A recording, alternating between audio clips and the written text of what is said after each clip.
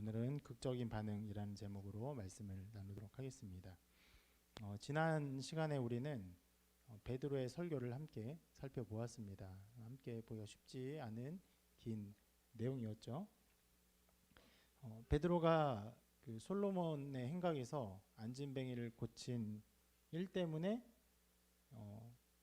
실은 안진뱅이를 고친 일 때문에 솔로몬의 행각에서 설교를 하게 된 것이죠. 사람들이 거기에 모여서 솔로몬의 행각이 대략 한 185m의 길이를 가지고 있고 4개의 기둥으로 그 지붕을 떠받치고 있는, 옆에가 좀 뻥 뚫린 그런 공간이었던 것으로 보입니다. 그래서 가운데 두 기둥 사이는 13m 정도, 그리고 양쪽에 기둥 사이는 9m 정도. 그러니까 가로폭이 13m, 9m, 9m 하면 몇 미터입니까?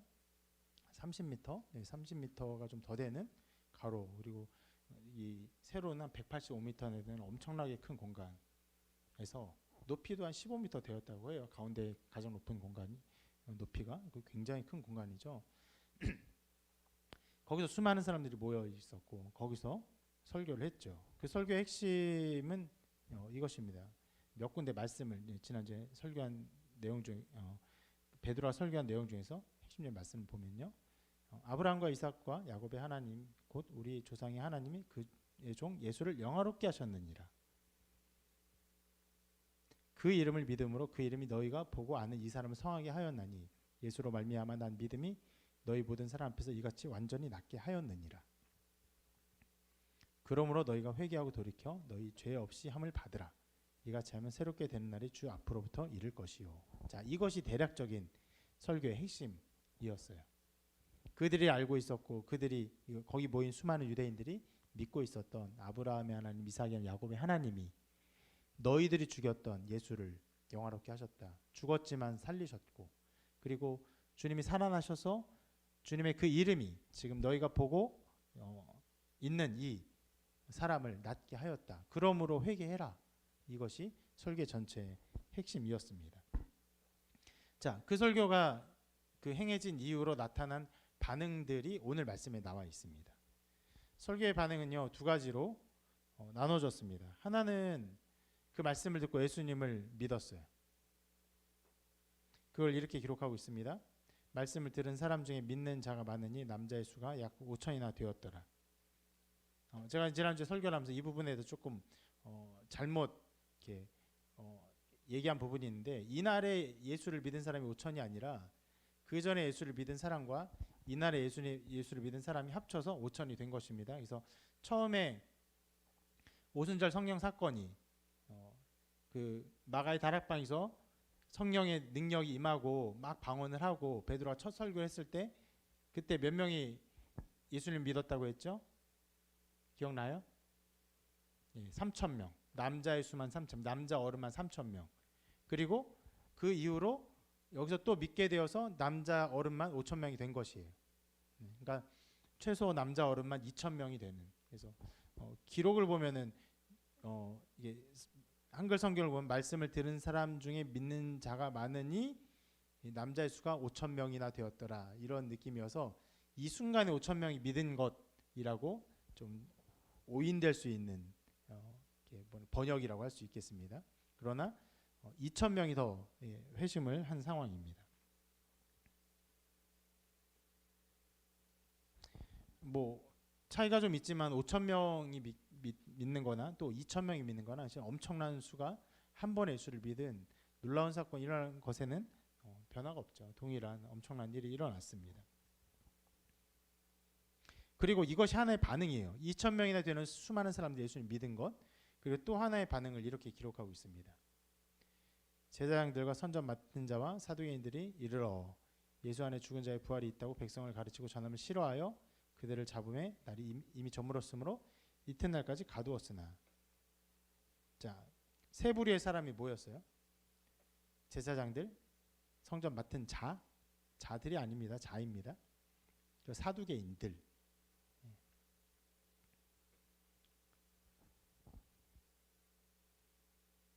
이런 세 부류의 사람이 모여서 베드로와 요한을 가두었어요. 굉장히 이제 폭력적인 일이 일어난 것인데, 베드로와 요한을 잡아 가둘 만한 어떤 죄목이 없었죠. 그런 임의대로 이 사도들을 가둔 것입니다. 나름 그 당시에 그 가둘 만한 변명거리 같은 이유는 있었을지 몰라요. 예를 들어서 성전 맡은 자가 있잖아요. 이 성전의 전체 질서를 관리하는, 어떻게 보면 대제사장 바로 밑에 있는 권세자입니다. 이 권세자가 성전을 관리해야 되니까 2,000명이나 되는 사람들, 실은 그 이상의 사람이 모인 거잖아요. 수천 명에 모인 사람이 솔로몬 행각에서 일종의 소동이 벌어졌잖아요. 시끌 막 어떻게 됐냐. 그리고 우리가 좀 이따가도 보겠지만 2,000명이 되는 사람 예수를 믿게 된 일 자체가 일종의 격렬한 반응이 있었을 거예요. 그러니까 우리도 예수님 믿겠습니다라고 해서 교회 등록 카드를 쓴 게 아니라는 거죠. 그들의 어떤 분명한 회심과 분명한 변화의 마음들이 겉으로 드러난 거죠. 그런 일들이 있으니까, 그러면 여러분 그 솔로몬 행각이 굉장히 큰 곳이지만 그 수천 명이 모이고 2,000명이 한 번에 우리는 예수를 믿겠다 이런 막 일들이 일어나면 거기에 질서 상태가 어떨까요? 굉장히 어지럽겠죠. 일종의 소동이 벌어지니까 성경에서 그것을 드러내고 이제 기록한 부분은 아니지만 이 성전 맡은 자가, 이 관리자가 그 질서 유지의 어떤 핑계를 가지고 베드로와 요한을 너희가 이 소동의 어떤 원인이 아니냐라고 해서 구류해 둔 것이 아닐까 생각이 됩니다. 너희가 병 고쳤으니까, 너희가 뭐 부활 전하니까 일로 와, 이게 감옥에 있어, 이럴 수는 없는 거예요. 우리가 만화를 보는 게 아니죠. 예. 이상한 악당들이 있는 게 아닙니다.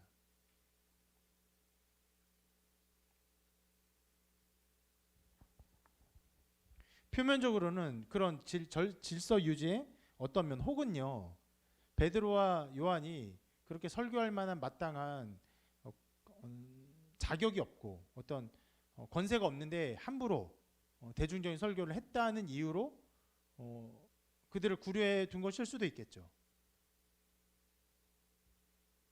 그런데 그런 여러 가지 베드로와 요한을 잡아둘 만한 어떤 핑계들을 성경은 기록하고 있지 않아요. 그냥 뭐라고 말합니까? 곧바로 핵심을 말해요. 예수 안에 죽은 자의 부활이 있다고 백성을 가르치고 전함을 싫어해서 잡아두었다, 이렇게 말을 하고 있어요. 실은 이 말이요 굉장히 그 잡아두기에 어려운 죄목입니다. 왜냐하면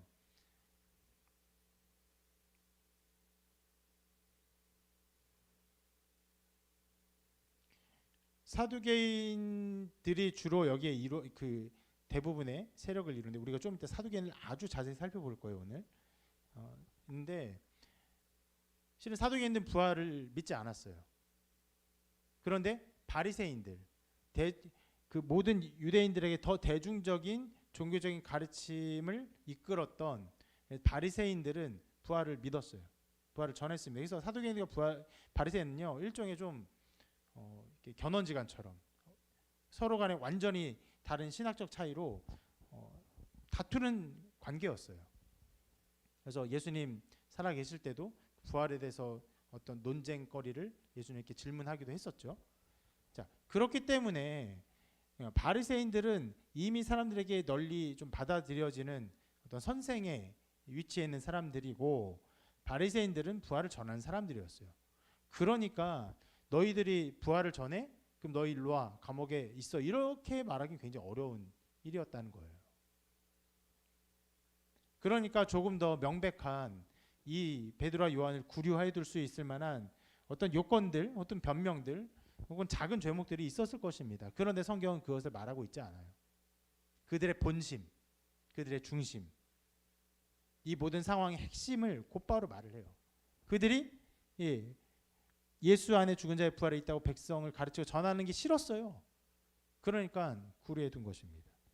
핑계는 이런저런 핑계가 있었을지라도 핵심은 여기에 있었던 것이에요.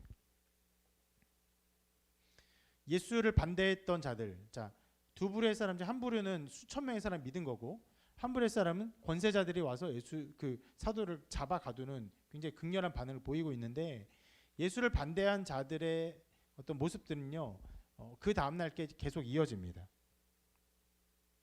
자, 그 다음 날에 모인 사람을 이렇게 기록하고 있는데, 대제사장 안나스와 가야바, 요한과 알렉산더와 및 대제사장의 문중이 다 참여하여. 그 앞에는 이제 관리들도 있고 장로들과 서기관들도 있었습니다. 근데 이것을 조금 더 이렇게 기록하죠. 관리들과 장로들과 서기관들이 예수님에 모였는데 대제사장 안나스와 가야바, 요한과 알렉산더 및 대제사장의 문중이 다 참여하여. 이들이 굉장히 중심 세력을 가지고 그 어떤 상황에 참여했음을 기록하고 있어요.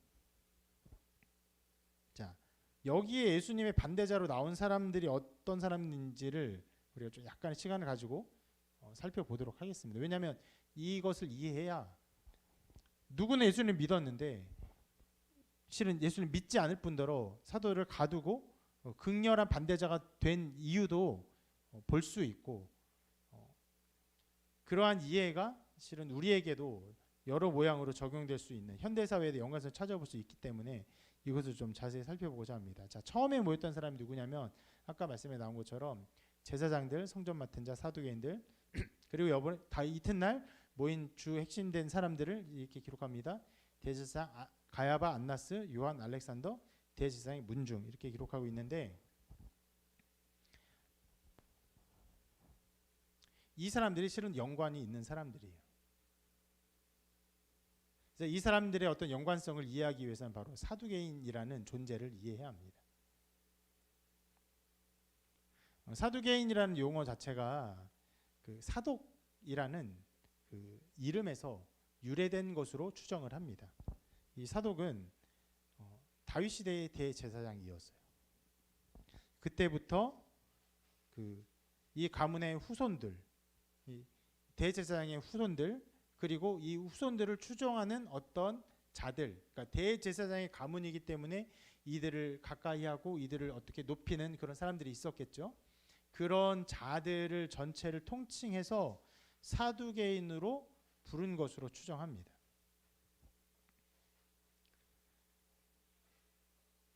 이러한 집단이 사두개인이라는 명칭으로 등장한 것은 신구약 중간 시기, 그러니까 구약 성경이 다 쓰여지고 신약 성경이 쓰여지기 전에 중간 시기였던 것으로 추정을 하는데, 레위 지파 출신의 제사장들을 포함하고 그리고 지위가 높은 사람들이었고, 그리고 이 사람들은 고대 정통성을 주장하면서 초자연적인 것을 부인하는 종교적 합리주의자들이었어요. 말이 굉장히 어려운 말들이 좀 나왔는데, 기본적으로 높은 사람들이에요. 그리고 돈이 많은 사람들이에요. 그리고 자, 고대 정통성을 주장했다는 말은요, 모세 오경의 말씀을 믿었는데 다른 성경은 거의 인정하지 않아요. 모세 오경, 특히 모세 오경에 나온 율법만 우리가 지켜야 될 율법이다라고 말을 해요. 그럼 이 사람들의 좀 반대에 있는 사람들이 어떻게 보면 바리새인들인데, 이 바리새인들 같은 경우는 모세 율법이 나온 것뿐 아니라 거기에서 어떤 정신이 있는가, 거기서 어떤 것들을 더 가르치는가, 어떤 정신적 어떤 윤리적 배경에서 이런 것들이 나왔는가를 생각하면서 더 많은 가르침들을 파생시키면서 그것들을 지킵니다. 근데 사두개인들은 그렇지 않아요. 그래서 여러분, 고대 정통성을 주장했다라고 하면 되게 종교에 완전히 함몰돼서 철저한 신앙인처럼 보일 수도 있는데 도리어 그렇지 않아요. 말씀에 써 있는 것만 지키기 때문에 그 외 추가적인 것을 지키지 않아요. 그래서 굉장히 어떤 면에서는 글에 있는 것만 지키고 그것들을 더하지 않는 합리주의자들이었어요.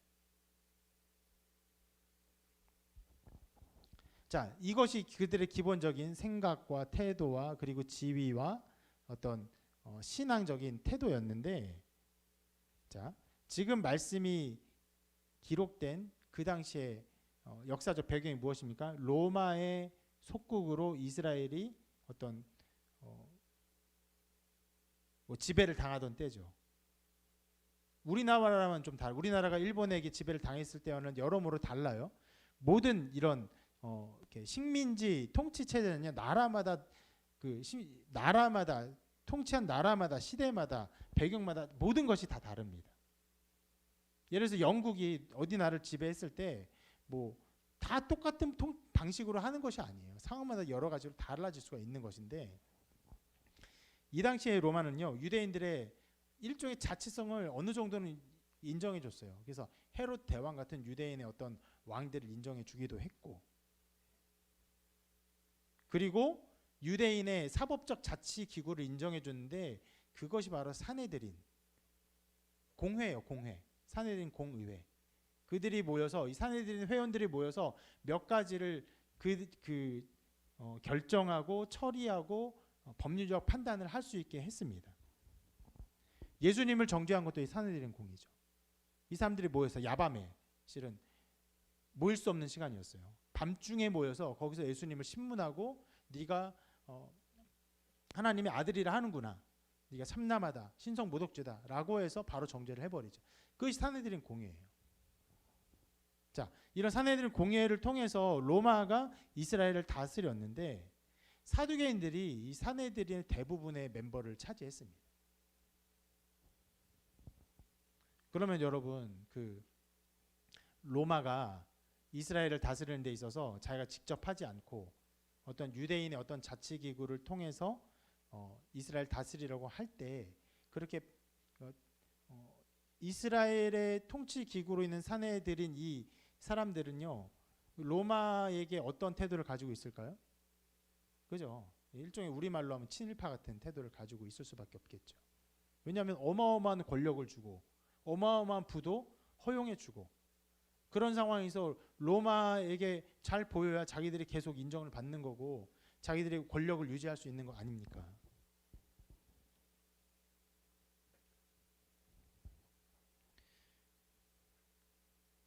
그리고 이제 이들의 신앙에 있어서 우리가 무엇보다 이제 좀 분명히 알아야 될 신학이 있는데, 아까 말한 것처럼 이 사두개인들은요, 모세 율법만을 인정했어요. 그래서 몸의 부활도 부정을 합니다. 영적인 존재도 부활을 해요. 그래서 겉으로 보면 굉장히 율법적인 것처럼 보이지만 본질적으로는 세속주의자들이에요. 글자에 있는 것만 하니까. 예를 들어서 지금 여러분 뭐 안식일을 지킵시다 하면은, 그럼 안식일을 어떻게 지키느냐라고 했을 때, 안식일을 거룩하게 지키면 하루를 다 온전히 드려야 됩니다, 이런 식으로 해석을 할 수 있겠죠. 그리고 그 해석을 더 나가서 하나님 우리에게 주신 모든 날들이 하나님의 날들이기 때문에 우리의 삶을 하나님께 거룩한 산제사로 드려야 됩니다라고 우리의 매일의 삶을 드리기로 살잖아요. 그런데 그런 식으로 살지 않고 안식일을 지키는 것은 예배를 말한 것이다, 예배를 드리면 되는 것이다 하면은, 그거를 그 글자대로만 지키면 뭘 하면 됩니까? 주일날 예배만 나오면 돼요. 다른 날은 뭐 하면 되니까 아무것도 안 해도 돼요. 이게 굉장히 세속주의자가 되는 거예요, 이 사람들이. 그래서 이들은 어떤 면에서는 예수님을 반대할 뿐 아니라 심지어 유대교회도 반대를 했어요. 그러니까 유대교 전체가 사내들인 공회를 지지하고 어떤 사두개인들을 지지하면서 이들이 동일한 어떤 인식과 신앙 가운데 서 있다고 생각해서는 좀 곤란합니다. 자, 이러한 이해 속에서 여기에 모인 사람들 몇 면을 좀 생각해 보면은, 기본적인 아까 사두개인이 있다고 했었어요. 사두개인들이 모였다고 했어요.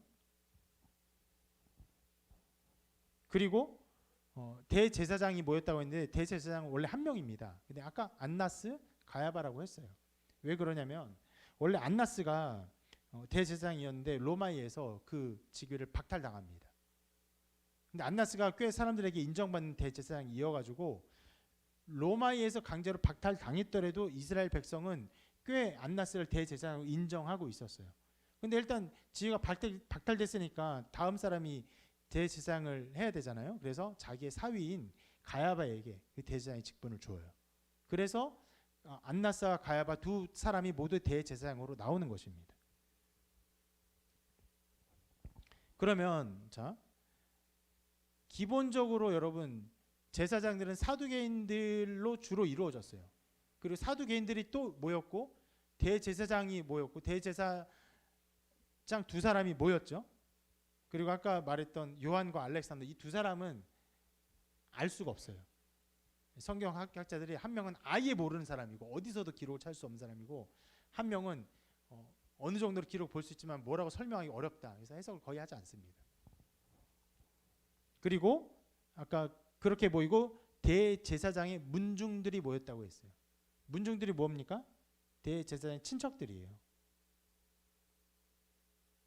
그럼 여러분 이 문중들이 왜 모였을까요? 친척들이.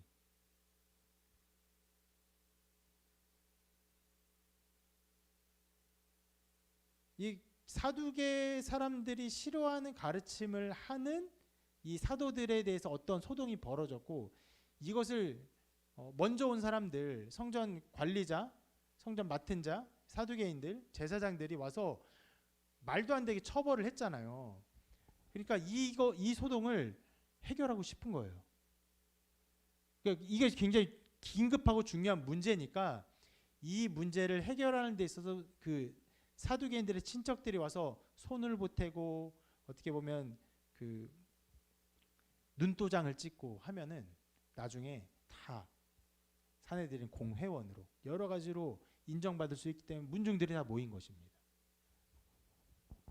그리고 아까 말했던 성전을 맡은 자 두 번째 지위라고 했잖아요. 그럼 대체로 대제사장의 임명에 의해서 그 권한을 받아요. 그러면 거의 모든 사람이 몇몇 사람들은 좀 다른 부류의 사람이 있지만 장로들, 서기관들, 또 관리들은 조금은 다른 부류의 사람들이지만 여기 모여서 이것들을 처리한 대부분의 사람들이 사두개인과 관련이 있는 사람들이었어요. 자, 이 사람들의 모인 것과 이 사람들의 이해를 통해서 이 사람들이 왜 또 주님을 그렇게 반대했는지를 우리가 생각해 볼 수 있습니다. 왜냐하면 예수님의 가르침이요, 그들이 지금 유지하고 있는 현재 체제에 굉장히 위험하다는 것을 알고 있었어요. 아까도 말씀드렸지만 예수님이 어떤 가르침을 빼고라도 이 사두개인들 그리고 그런 사내들인 공회원 이 사람들은 기본적으로 로마의 어떤 통치 속에서 자기들의 권력을 유지하려는 사람들입니다.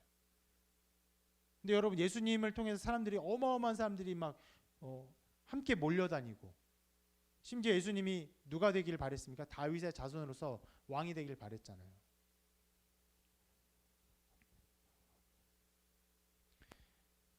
그러한 어떤 소동, 새로운 왕을 세우려는 소동 자체가 이들에게 이 지도자들에게 별로 도움이 될 것도 없었고 그리고 예수님은 그 성경을 가르친 데서 모세오경만을 가르치지 않았죠. 그것을 더 넘어서 더 큰 하나님의 나라의 뜻을 가르쳐 주셨어요. 그러니까 기본적으로 예수님이 가진 성경 해석의 태도가 그들의 태도 완전히 다르다는 것을 알고 있었던 것입니다. 그리고 이 사람들은 부유한 자들이에요. 권력자들이에요. 그런데 예수님 언제나 누구와 함께 했습니까? 가난한 자들, 병든 자들, 소외된 자들. 그리고 그 사람들이 어마어마하게 예수님과 함께 몰려다녔어요. 자, 그렇기에 이 사람들의 모든 배경 속에서 예수님을 미워하고 싫어하는 것은 어떤 면에서 당연한 것이었고 예수님의 제자들이 누군가를 병 고치고 이 소동이 일어나는 것도 굉장히 싫어할 수밖에 없는 일이었던 것이에요. 실제로 여러분 여기에 모인 가야바, 안나스 이 사람들은 수십일 전에 예수님을 정죄한 사람들이에요. 여기에 모여서 베드로와 요한을 재판한 사람들은요, 실은 예수님을 재판했던 모였던 거의 대부분의 사람들이 모여 있는 것이.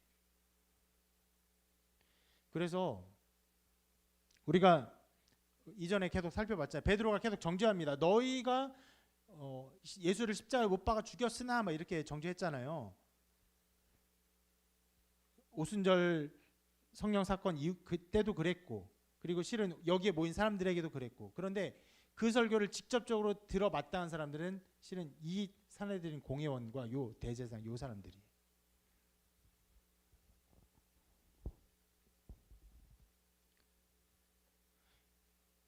이들이 자기의 체제에 이 모든 것들이 알맞지 않다고 생각하니까 극렬하게 반대를 했고 모여서 지금 수천 명의 사람들이 예수를 믿기로 작정한 것과는 다르게 예수님을 아주 강력하게 반대하는 세력으로 지금 자기 일들을 하고 있어요.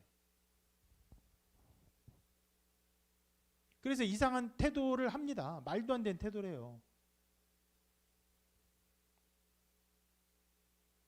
먼저 말한 것은 이 죽은 자의 부활하고 있다는 가르친 것을 싫어해서 예수 이게 사도들을 잡았다라고 표현하고 있죠. 이거 자체가 말이 안 되는 거. 아까도 말씀드렸지만 여러분 바리새인들이 죽은 자의 부활을 언제나 가르쳤어요. 그렇기 때문에 죽은 자의 부활로 말미암아 이 사도들을 가두는 것은요 말도 안 되는 좀 억지예요.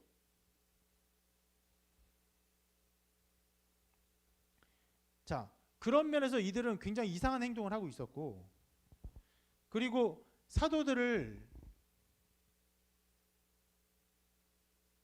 신문한 말을 보면 이것도 굉장히 이상합니다. 자, 첫날에는 그냥 억지로 가둘 뿐이었어요. 뭐 신문 이런 게 없었습니다. 이튿날 신문을 하는데 뭐라고 신문합니까? 이렇게 말합니다. 너희가 무슨 권세와 누구의 이름으로 이 일을 행하였느냐. 여러분 이 말 어디서 좀 본 것 같지 않습니까? 고개를 끄덕이는 몇 분 있어요. 훌륭합니다. 네. 예수님의 권세에 대해서 따져 물을 때 대제사장들 장로들이 했던 말이에요. 이렇게 기록하고 있어요. 대제사장들과 서기관들과 장로들이 나와 이르되 무슨 권위로 이런 일을 하느냐, 누가 이런 일할 권위를 주었느냐. 굉장히 비슷하죠. 그런데 이 대제사장들, 서기관들, 장로들이 했던 말은요 어느 정도 합당한 질문이었어요. 언제 이 질문인지 혹시 기억나나요? 우리 어린이들 기억나나요?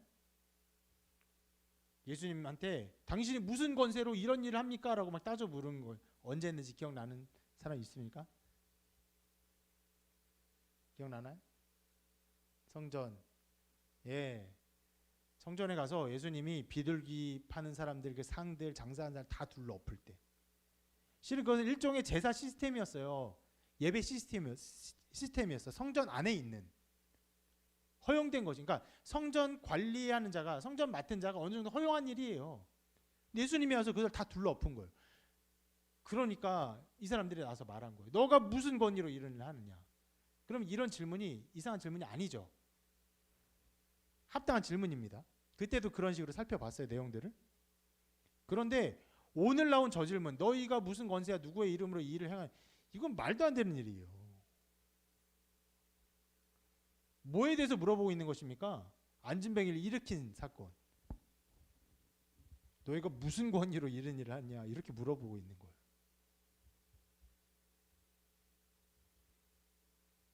이게 질문은요 아주 어리석은 질문이에요. 말도 안 되는 질문입니다. 베드로는요 아주 명쾌하게 대답하죠. 이렇게 말합니다. 너희와 모든 이스라엘 백성들은 알라. 너희가 십자가에 못 박고 하나님이 죽은 자 가운데서 살리신 나사렛 예수 그리스도의 이름으로 이 사람이 건강하게 되어 너희 앞에 섰느니라. 명료해요. 분명합니다. 이 대답 후에 거기 모인 사람들의 반응을 이렇게 기록합니다.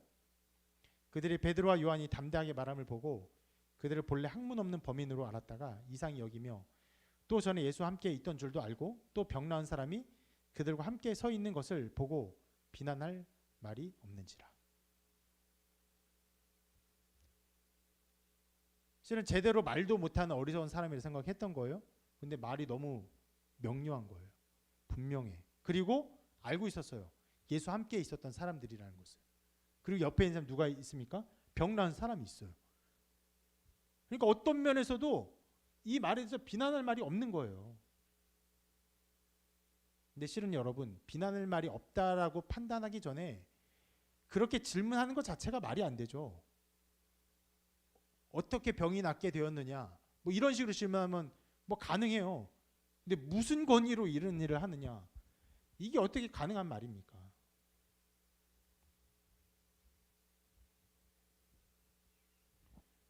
자, 이것을 보면요 우리가 생각해야 되는데,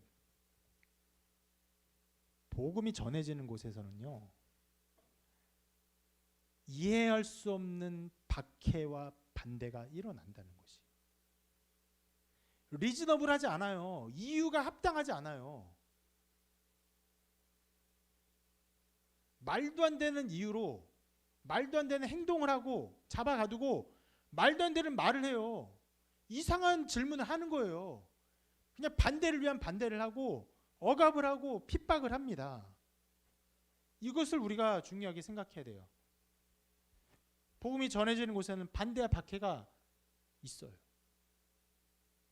여러분, 우리가 지금 어떤 말씀을 보고 있습니까? 오늘 읽은 성경이 어디 말씀이죠?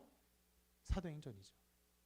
예수님 승천하신 이후에 예수님이 승천하시고 성령을 통해서 예수님이 이 땅을 어떻게 다스리는가, 다른 말로 예수님이 다스리는 초대교회의 사역이 어떻게 이루어지는가를 보여주고 있는데, 초대교회가 하나님의 놀라운 능력으로 결성되자마자 또 수많은 사람들이 믿자마자 일어나는 일이 무엇입니까?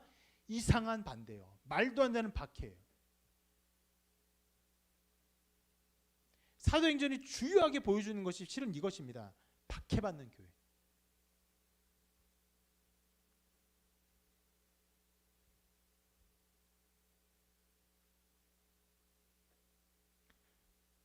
복음은 사람들을 변화시키고 거듭나게 하고 하나님의 자녀가 되게 하는 놀라운 능력을 가지고 있지만,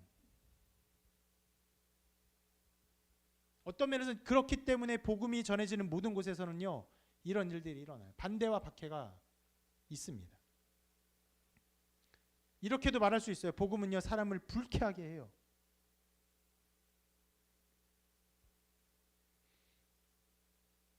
복음과 비슷한 일을 하려는 어떤 말들이 있어요. 예를 들어서 명상 같은 것들. 혹은요, 여러분, 좋은 글귀로 사람들의 마음을 도덕적으로 만들려는 어떤 책들. 제가 이름을 선명하게 말하진 않아요. 이게 뭐 다 방송에 나가는 거라서. 그런 책들을 보면요, 그렇게 불쾌해지는 지점이 없어요. 편안해요. 들으면 좋은 말이에요. 명상도 해보면요, 나름대로 이런저런 릴렉스되고 자기를 돌아보고 마음을 더 추스리는 좋은 효과와 효능들이 있어요. 그것들이 우리의 마음을 막 불쾌하게 만들고 기분 나쁘게 만들고, 오늘 말씀에 나온 이 사람들처럼 그것을 극렬하게 반대하게 만드는 일을 하지 않아요. 그런데 복음은 그렇게 합니다. 왜 그렇습니까? 복음이 죄를 드러내기 때문에 그래요. 주님 말씀하셨죠. 그 정죄는 이것이니 곧 빛이 세상에 왔을 때 사람들이 자기 행위가 악함으로 빛보다 어둠을 더 사랑한 것이니라. 악을 행하는 자마다 빛을 미워하여 빛으로 오지 않으니 이는 그 행위가 드러날까 함이요. 어떤 일 합니까? 빛이 오면요, 빛을 미워해요.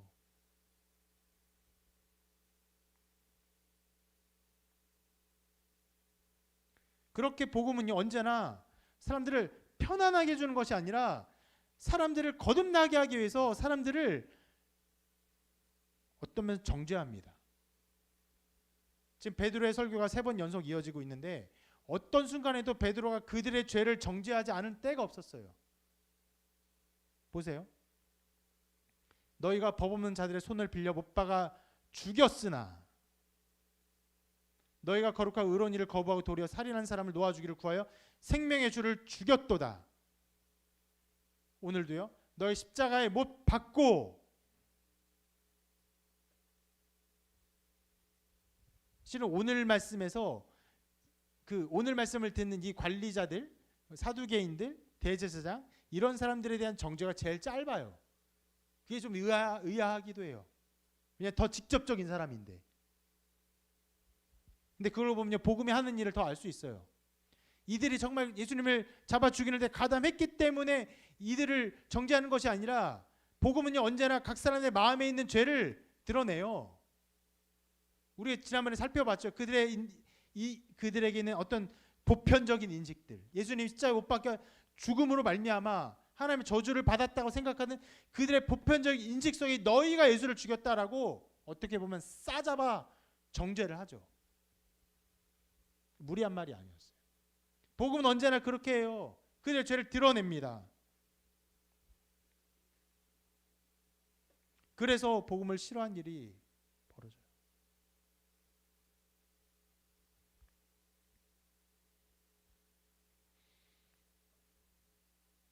어떤 설교자가 그런 말을 하기도 했어요.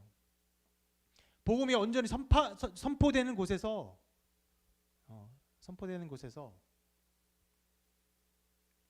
회중들이 그 설교자를 미워하고 반대하고 싫어하고 이런 일이 전혀 일어나지 않으면 복음을 전한 것이 아닐 수도 있다. 복음이 전해지면요, 그 사람들이 회개하고 하나님의 자녀가 되든지 아니면 자기의 죄 때문에 그것이 괴로워서 설교자를 미워하고 말도 안 되는 소리를 하고 생각하며 박차고 나오든지 이런 일들이 벌어진다는 거예요. 모든 사람이 말씀을 듣고 좋은 말씀이네, 좋은 말이야, 괜찮은 소리야, 이렇게 반응하는 것이 복음이 아닐 수 있다는 것이. 여러 가능성 때문에 제가 그래도 좀 부드럽게 표현을 하고 있습니다. 아니다라고 말하지 않고 그렇다라고 말하지 않아요. 여러 가능성이 있을 수 있긴 하기 때문에. 복음이 그런 일을 하기 때문에 예수님은 이미 사도들이 어떤 일을 당할지 말씀하셨죠. 이렇게 말씀하셨습니다. 같이 한번 읽어볼까요? 시작. 이것을 너에게 이르는 것은 너희로 내 안에서 평안을 누리게 하려 함이라. 세상에서는 너희가 환난을 당하나 담대하라. 내가 세상을 이겼노라. 제자들이 가야 할 길이 무엇입니까? 세상에서는 너희가 환난을 당하나.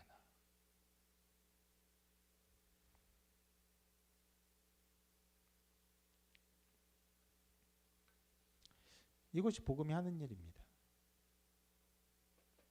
이것이 복음이 하는 일인데 우리가 종종 실은 꽤 그 정반대의 착각을 하기도 해요. 복음이 나타나면, 복음을 잘 전하면, 복음을 잘 설명하면 모든 사람이 잘 받아들일 것이다. 어떤 편견과 오해를 걷어내고 복음을 자세히 들으면 누구나 이 복음을 받아들일 수 있을 것이다. 호의를 가지고 대할 것이다. 이런 생각을 하는 일들이 종종 있어요. 어떤 면에서 제가 전도의 사역에 열심을 낸 사람이죠.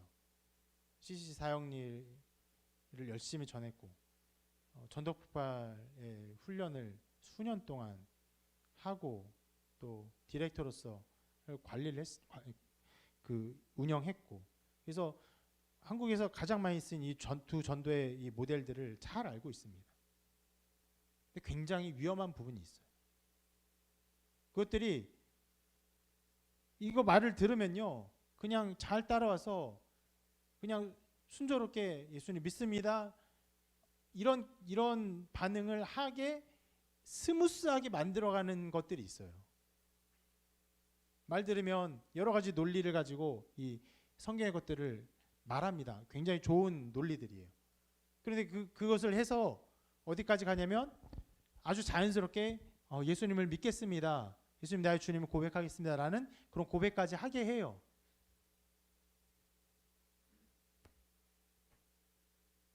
그런데 그 복음이 전해지는 와중에서 굉장히 그 복음 때문에 마음이 아프고 고통스럽고 괴롭고 형제여 우리가 어찌할꼬 라고 하는 어떤 그 자아가 무너지는 경험, 자기의 죄를 직면하는 경험, 그 고통 때문에 어찌할 수 없는 경험, 천국정에서 크리스천이 자기의 죄를 깨닫고는 이 짐을 지고 그것을 가지고 걸어가는 이 경험들, 이 시간들을 꽤 아주 약소하게 만드는 경향들이 있어요. 자연스럽게 듣고 자연스럽게 이해하고 자연스럽게 받아들이는 그런 것으로 복음을 설명하는 일들이 있어요. 그런데 그렇지 않아요.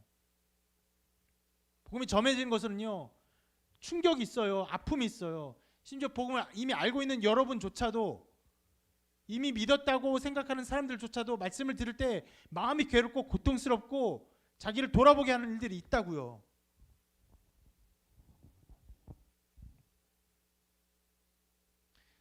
저도 좀 그런 착각이 있었죠.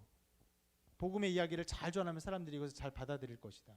왜냐면 사역년을 오랫동안 훈련받고 그것을 전한 사람이기 때문에 실은 그것을 어떻게 하면 사람들에게 잘 여러 매체를 통해 들려줄 수 있을까 그런 생각을 했던 것이죠. 그래서 게임을 만들었던 것이고 게임의 이야기를 통해서 그것을 녹여내려고 생각을 했습니다. 근데 그게 아니라는 것을 알고 그 걸음을 멈추었던 것이죠.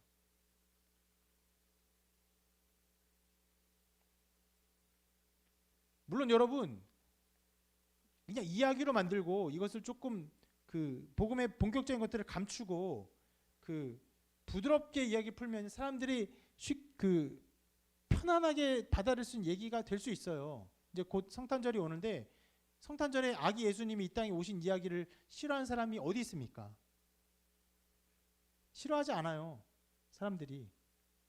그것조차도 요즘엔 더 싫어해서 이제 메리 크리스마스가 아니라 해피 홀리데이라는 말도 안 되는 저주받을 문구로 이 예수님의 탄생한 이 성탄절을 격화시키려는 악마적인 계략이 있는데 우리는 극렬하게 반대해야 됩니다. 그런 것들. 그 안에 저희 크리스마스 예수의 날을 없애려는 그 저희를 극렬하게 반대해야 돼요. 근데 그런 경향들이 있긴 하지만 기본적으로 여러분 아기 예수님 탄생한 날을 사람들이 그렇게 싫어하지 않아요. 그보다 조금 더 감추어진 이야기 나니아 연대기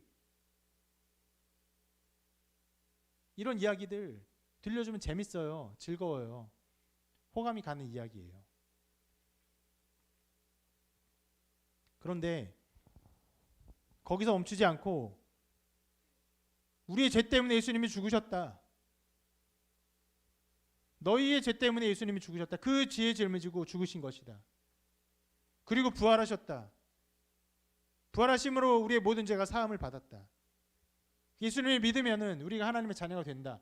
이런 복음을 본격적으로 전하기 시작하는 순간 사람들은 불편해합니다.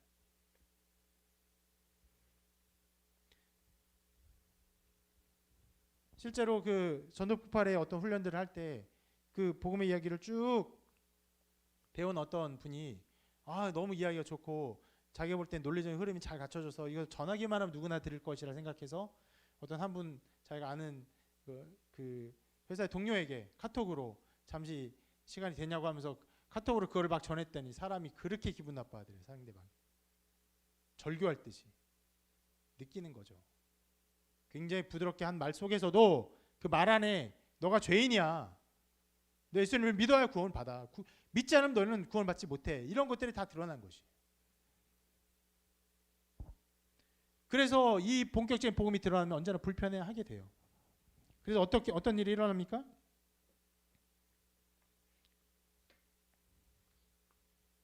사두개인이 오늘 했던 것처럼요. 반대해요.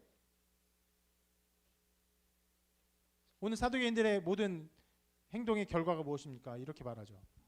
그들을 불러 경고하여 도무지 예수의 이름으로 말하지도 말고 가르치지도 말라. 다른 게 아니에요. 예수의 이름으로 말하지도 말고 가르치지도 말라. 병을 낫게 하지 말라 이런 말은 하지 않아요. 병을 낫게 해도 돼요. 근데 예수의 이름으로 말하고 가르치는 것을 금하고 있어요.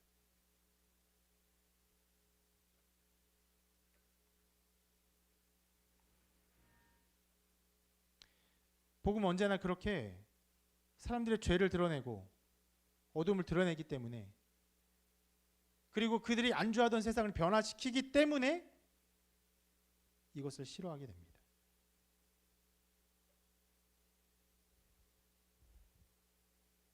오늘 사두개인들 그에 관련된 대제사장 또 성전 맡은 자 이런 모든 사람들도요. 이 복음으로 말미암아 무엇을 두려워했습니까? 그들의 삶의 모든 정황들이 다 무너질까를 두려워했던 거예요. 부활이 없다는 그들의 가르침을 무너뜨리고 더 나아가 그들의 권위를 인정하지 않고 그로 인해 그들의 모든 삶, 권세 있는 삶, 부유한 삶 이것이 무너질까 두려워했던 것입니다. 여러분 이 세상 사람들은 사두개인들이 아닙니다. 그런데 다를 바 없어요. 복음이 전해지면요 이것으로 말미암아 자기의 삶이 무너질까봐 나의 삶의 틀이 무너질까봐 내가 행복을 추구하는 그 행복을 추구할 수 없을까봐 두려워하기 때문에 이것을 믿지 않는 거예요. 나는 너무나 과학적 지식이 충만해서 이 성경이 말하는 좀 비과학적인 상황들을 내가 믿지 못하겠어요. 그렇게 과학적 지식이 충만한 사람은 별로 없습니다.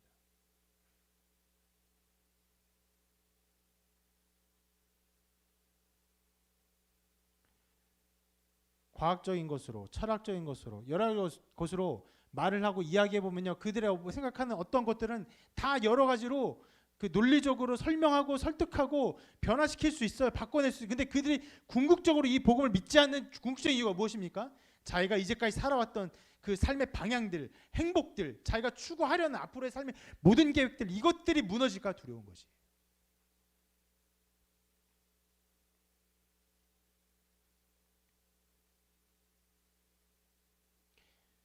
사람들이 왜 예수를 믿지 못합니까? 라는 질문에 있어서 답은 하나예요. 두렵기 때문에 그런 거예요. 자기가 즐거워하던 것을 잃을까 두려워하는 것이. 그래서 실은 자기가 즐거워하던 것이 많으면 많은 사람일수록 교회로 절대로 안 들어옵니다.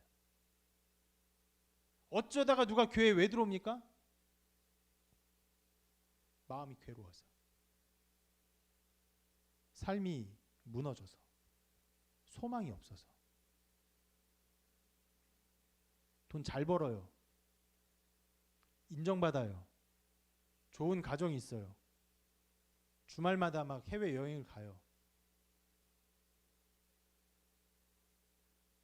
적절한 시민의식과 또 사람들을 돕는 또 좋은 마음으로 살기 때문에 수많은 사람에게 여러모로 인정을 받아요.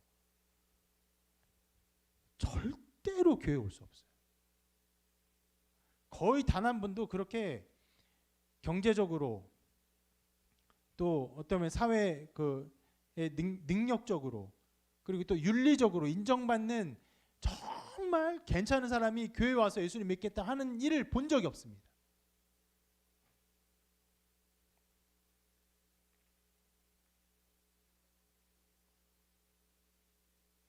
혹 어찌하다가 복음을 이렇게 저렇게 전하고 예수님 믿으세요 라고 할 때 그들은 알아요.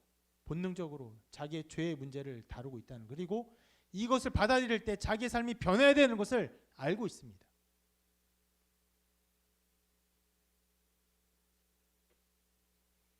그래서 그 두려움 때문에 오지 못해요. 근데 그 두려움은요, 실은 막연한 두려움이 아니에요. 주님께서 원래 이렇게 말씀하셨죠. 수고하고 무거운 짐진 자들아 다 내게로 오라. 내가 너희를 쉬게 하리라. 기본적으로 무거운 짐진 자들을 부르셨어요. 어깨에 무거운 짐도 없고 세상 편하고 즐겁고 만족하고 행복한 사람 별로 부르지 않으셨습니다. 그런데 실은 이렇게 말씀하셨죠. 이렇게 말씀하신 이후에 나는 마음이 온유하고 겸손하니 나의 멍에를 메고 내게 배우라. 그리하면 너희 마음이 쉼을 얻으리니 이는 내 멍에는 쉽고 내 짐은 가벼움이라 하시니라. 너의 무거운 짐을 벗어버려라. 어깨에 있는 걸 내려놓으세요. 무거운 점 내려놓으세요. 편한 마음을 가지세요. 이것이 세상의 가르침이에요. 복음은 절대로 거기서 멈추지 않아요. 내 멍에를 메라 말씀하세요. 주님이 지신 그 멍에를 메라고 말씀하세요.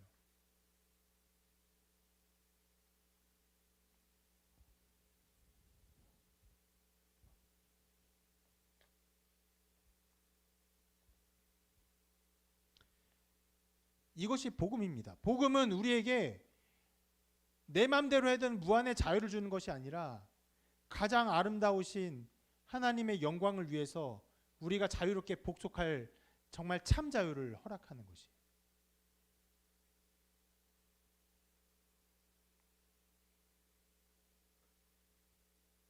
그래서 베드로의 설교를 들은 수많은 사람들이 예수님을 믿었어요.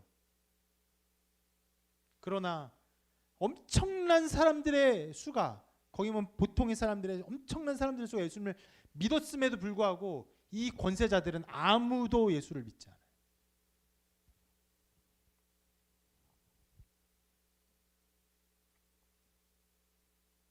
이들과는 아까 그 예수 믿는 사람들의 반응은 굉장히 달랐습니다. 뭐 분명하게 나오기는 2,000명이 넘는 사람이 예수를 믿기로 했어요. 짧게 기록됐지만 저는 그렇게 생각합니다. 지금 어떤 면에서는 아주 극렬한 반대의 행동이 있었어요. 막 잡아 가두고 이상한 질문하고 막 몰려들고 신문하고. 그런데 여기 모인 사람들이 몇 명일까요? 고작 뭐 몇십 명 정도일 거예요. 많아봤자 100명 정도일 거예요. 그런데 이 사람보다 거기 모인 예수를 믿기로 한 2,000명이 넘는 사람들이 훨씬 더 격렬한 반응을 보였을 거예요. 듣고는 그래, 우리가 예수님을 믿을게. 여러분, 이렇게 말하는 것이 아니에요. 아까 말했지만 등록카드를 쓰는 그런 것이 아니에요. 어떤 교회 건물도 없었어요. 듣고는 처음에 베드로가 설교했을 때는 형제여 우리가 어찌할꼬, 자기 삶을 뒤집히는 이 복음의 반응, 복음의 선포 속에서 자기의 모든 것을 변화시키는 선택을 한 것이에요. 그러니까 어마어마한 반응들이, 신앙적 반응들이 나타나니까 그게 일종의 소동으로 나타났던 것이고, 그 소동을 잠재우기 위해서 이 사람들이 와서 사도들을 구류한 것이죠.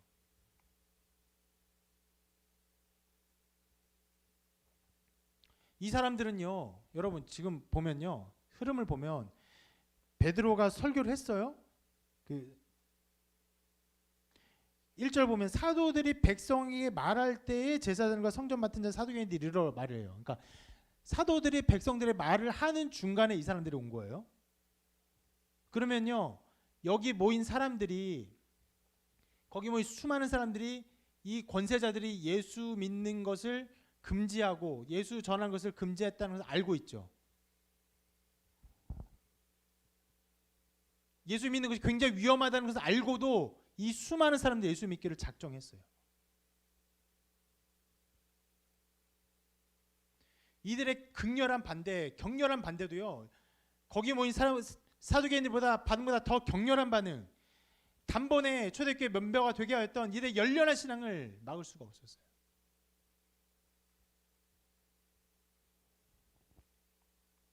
이 열렬한 신앙의 한 모습은요, 실은 우리가 2장에 보았어요.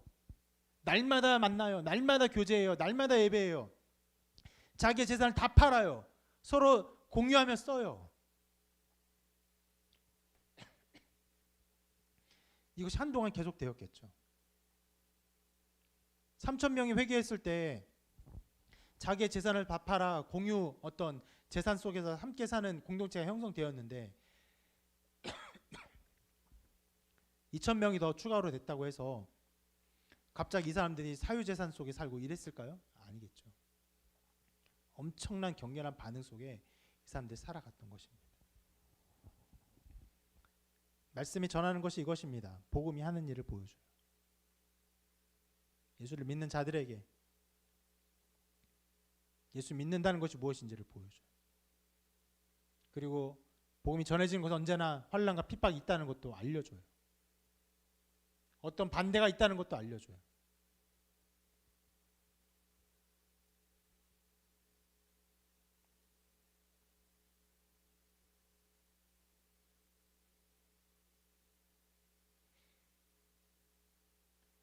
그리고 믿지 않는 사람들, 수많은 사람이 믿는 가운데도 완고하게 믿지 않는 사람들은 그 나름의 이유를 가지고 자기의 세계를 지키기 위해서 자기가 꾸려왔던 이제까지 삶을 변화시키기 싫어서 그것을 완고하게 거부하고 있다는 것을 보여주고 있습니다.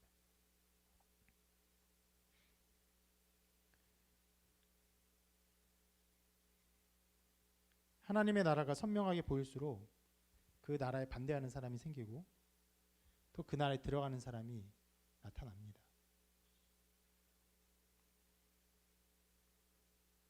이것이 교회이며 복음의 모습이고 복음의 역사인 것입니다. 말씀을 통해서